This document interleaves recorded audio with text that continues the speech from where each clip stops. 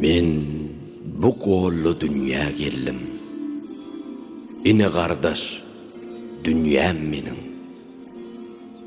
Meymiremde meli şöklem, qovsunumdu arkam menin.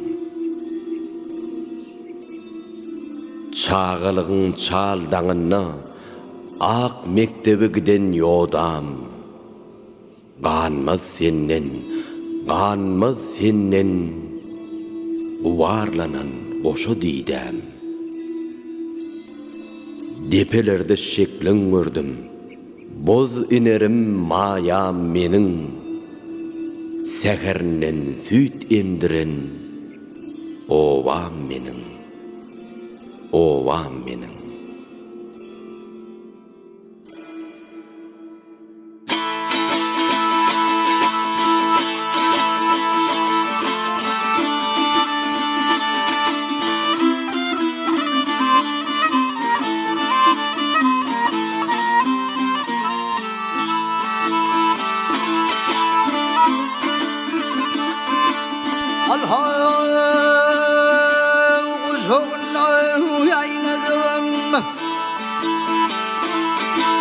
Uzağına uyaynadım, ata yurdum dünyanın benim. Yüzüne kaş eyledim, nuru didem ovam benim.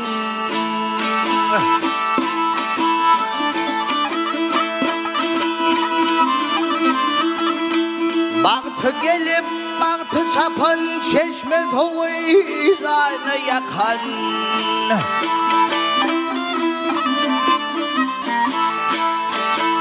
Toprağından baller akan, ata yurdum dünyan benim.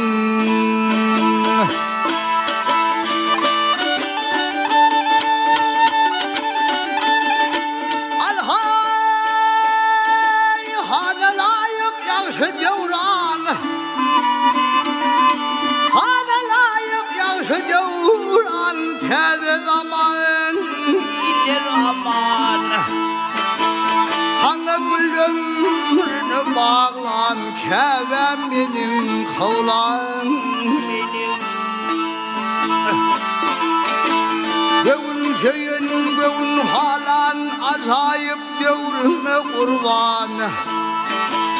Sağlıktan başım sipan, yüzesiyle şoğlan benim.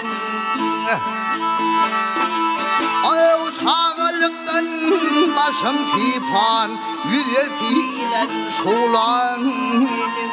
Kevem benim, kevem benim, kavlan